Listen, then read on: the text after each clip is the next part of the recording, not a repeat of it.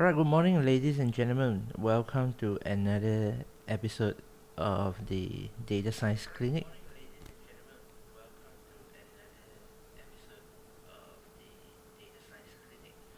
Okay, just I was checking on my phone, make sure everything is fine.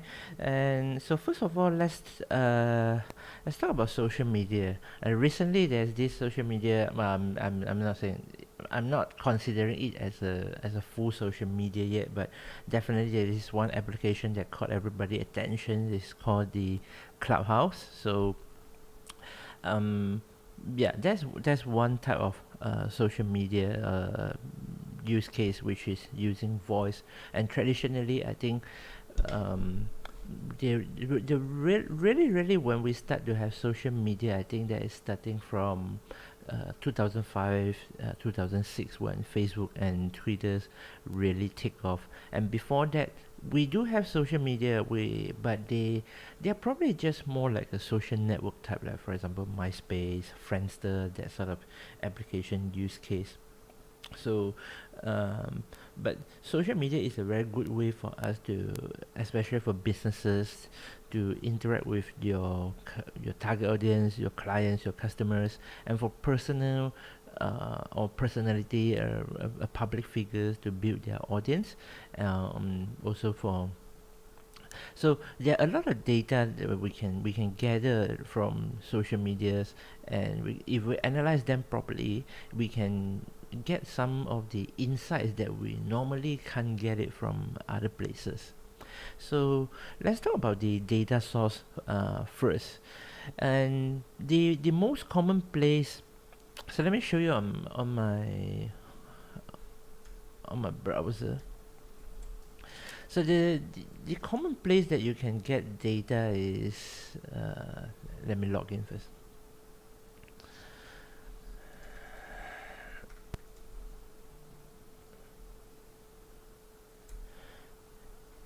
Okay, the most common place that you can think of when it comes to getting data, of course, number one is Twitter.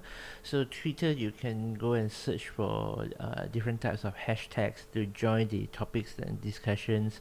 And there's this thing in Twitter that a lot of people didn't notice or didn't really use it, including myself. Okay, which is a list. So a list is a combination of no, not combination. It's a compilation of different uh, different users that you can follow, different topics. So for example, if you look at my list, data scientists here, this includes updates and opinions from data science geeks, and we have 20 members here and 460 followers. And you can look at topics, okay, from different people that is related to data science. And so if you want to get the data from Twitter, you can go to this website.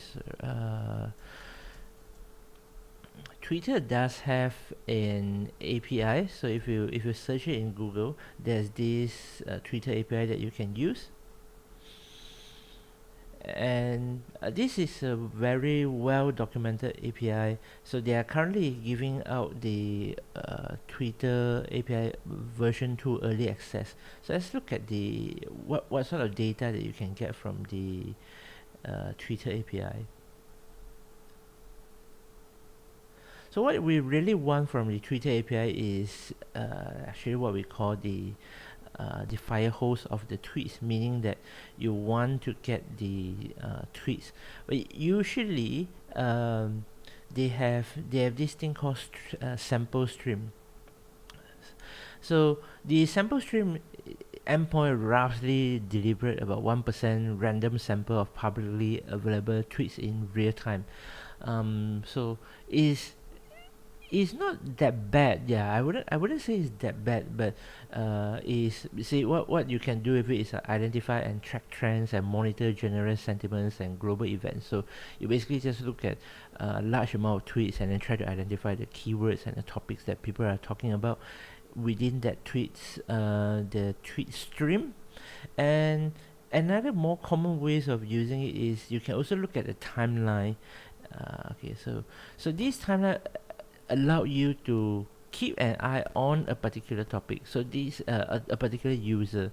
So retrieving a user's tweets allow you to build experience such as showcasing a timeline in the user interface, analyzing a user tweets. So it's very good if you want to do some sort of case study on a particular, let's say, company. Like if you are let's say you are selling fast food, right, and you want to study your competitors, let's say McDonald's or KFC, you can use these two. Or if you are somebody who is Apple fans and you want to look at what Apple has been tweeting in the past, and this is a good way too. And another way of using Twitter API is the search tweets. So you can use the endpoints to look at the to search, yeah, between different topics. So if you have a specific keywords, then you can use it.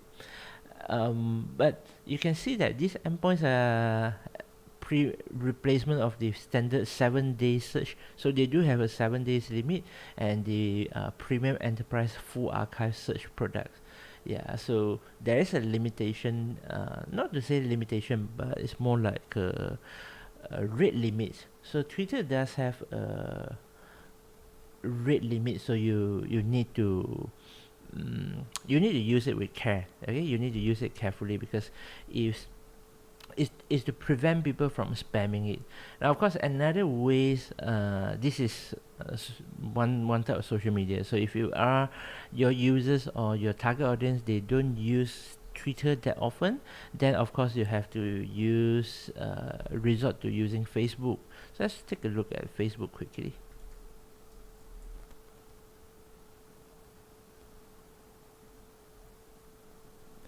Okay, so this is Facebook, and they do have Facebook API as well. But recently, due to all sort of the fiasco, all sort of incidents that happens, Facebook API, similar to Twitter API, actually, it has been getting tighter. So in a way that is hard for us to really just get data directly from their API. So let's say they changed it a little bit. So they do have this thing called Graph API that I remember. Yeah, so there's this Graph API that you can use. You can still use it to perform some of the common applications to retrieve some of the data here. It is well documented, so you can still read some of these things, but it's no longer as convenient as before. Okay, so I'm not going into the technical details, but what I'm going to tell you is that there are tools that allow you to scrape the content of a particular Facebook page. Okay, so you need to use some sort of like web scraping. Is never an issue to scrape the content of whatever is on your local website, but it only happens that it only has problems when you want to scrape in a massive amount, like all these social media or social network, they don't like people to script their content. Okay, they want people to stay on their platform as long as they can, but they don't really like people to script their content. So when you do it, when you try to script their content, you need to pretend like you are a normal users, not a bot. Then you have a higher chance of scraping it. But no matter what, no matter what, you have to remember everything, every single page that you browse on your website, okay, is actually, they will first be downloaded to your local machine before they render it. Yeah, before they render it. Okay, so let's look at some of the outputs when you have this sort of data with you.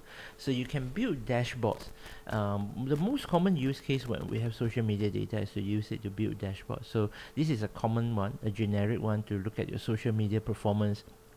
So you look at your Facebook likes, your followers, and your on your Twitter and also your Instagram, and then you look at your subscribers gain or loss in the past 30 days.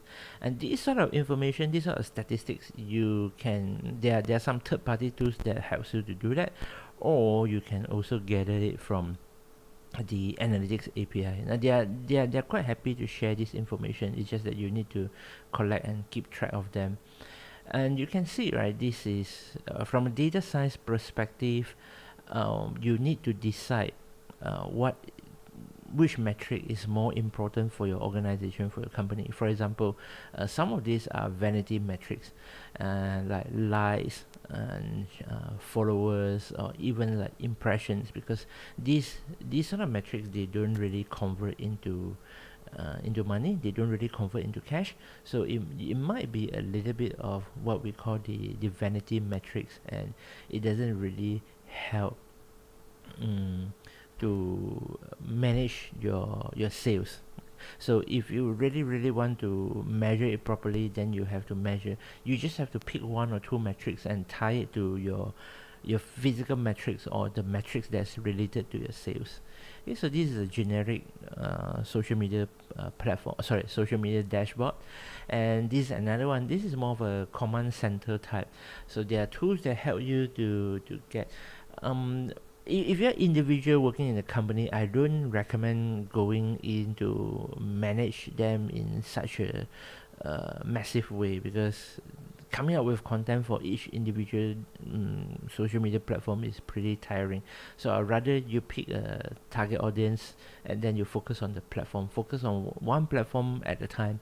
If you really like, your company is huge and you need to have omnipresence, and you need to be active on different social media, then that's a different story. Of course, there are other social medias like LinkedIn, Pinterest, all this that I didn't cover during the API stage. But the way that you gather data from this website is exactly the same, and the metrics that we use are pretty much similar. So you always want to manage the engagement and also the click-through rate. And this one is more focused on Twitter. I personally like to analyze Twitter because number one, my PhD is in Twitter short text analysis. So yeah, I by nature I do have some love with short text. Second thing is, I think when it comes to tweets, right, people non-spammy tweets and non-spammy tweets, people sentiments, their emotions are more focused rather than compared to a long form of article. So let's say you write a piece of a blog. So a blog is more for opinions, it's more opinionated, but Twitter is more for sentiments, for emotions, and it has a time factor in there. So you like when people share a tweet, the half life of a tweet is about 7 to 12 hours maximum. So yeah, so it's really an expression of your emotion at a particular time. So there are a lot more informations that you can get from Twitter, especially if it's during a live event. Okay, so you can use some techniques like natural language processing, sentiment analysis to help you to do that. Okay, so next I'm going to show you a couple of tools that help you to manage your social media platform for YouTube. Okay, so the first tool I'm going to show you, I'm going to use our own YouTube channels to to showcase. So this is let me open up the corporate one. Okay, so this is our lead channel, and you can go to the analytics. So you go to YouTube Studio, and you go to analytics. There are quite a number of data here. Again, I'm not going through the exact details. This is more Ruben will be a better person to share this with you. But what I want to share with you is this tools called Social Blade. Yeah, Social Blade. So Social Blade is a website that you can look up so these are third-party data software. So they help us to really scrape those information and measure the influence of a user from YouTube, Twitch, Twitter, Instagram, or Daily Motion. So let's say we try from my own one. Okay, you can look at my. Oops, uh, let's see, lead official, we do have one. Okay, so this is ours, and it tells you that this is the number of uploads, this is your subscribers, your video views, the country, and the channel type, and all sort of things. One thing that people always interested is about the monetization. So you we didn't really have any sort of monetization going on yet.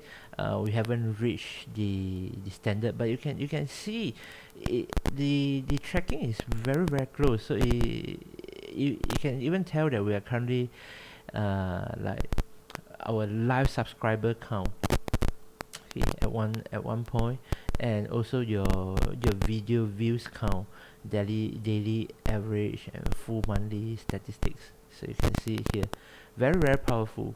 So let's try. I'm not happy with my Instagram.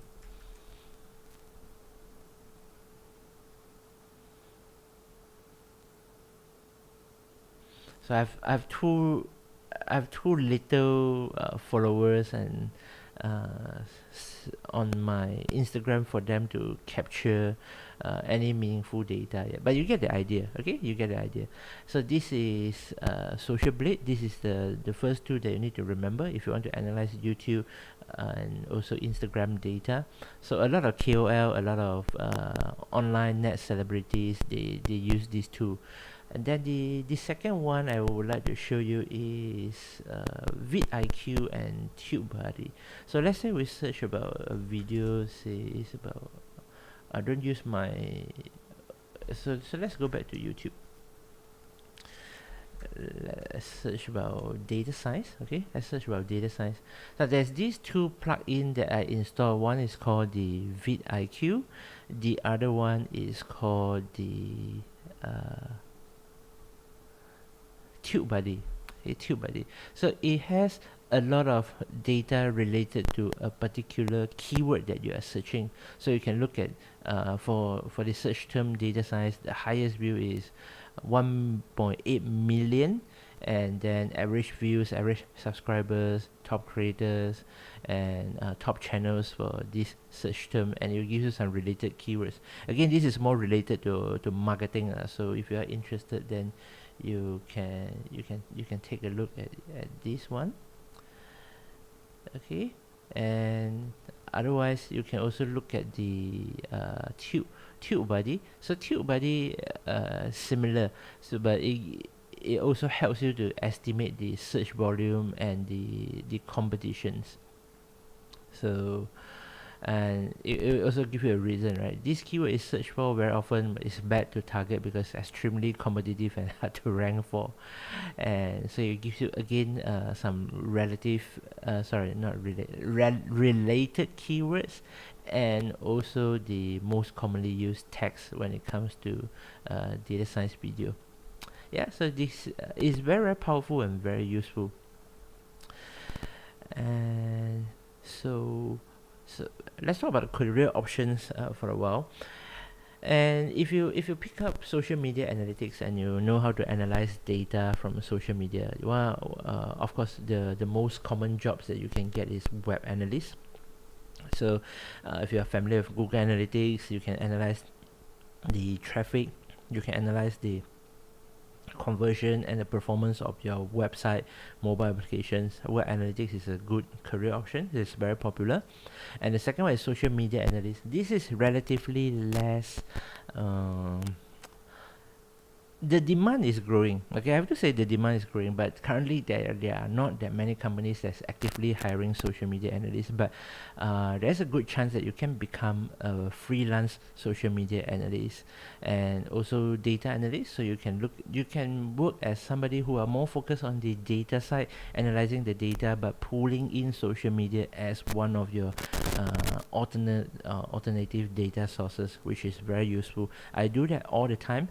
When I look at data source, I don't look at it from a single stream. Like if I get a data from SQL, for example, I wouldn't just use SQL, right? I will always use it.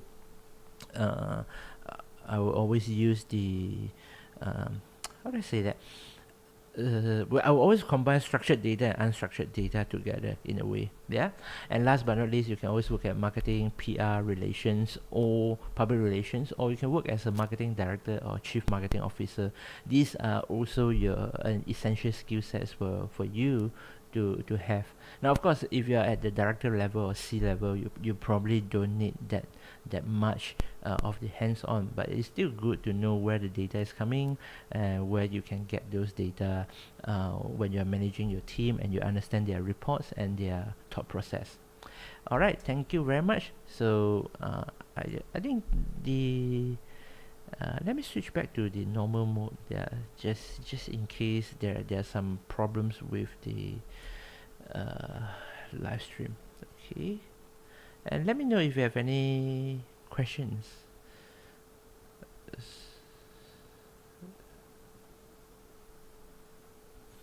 Let me go back to my studio.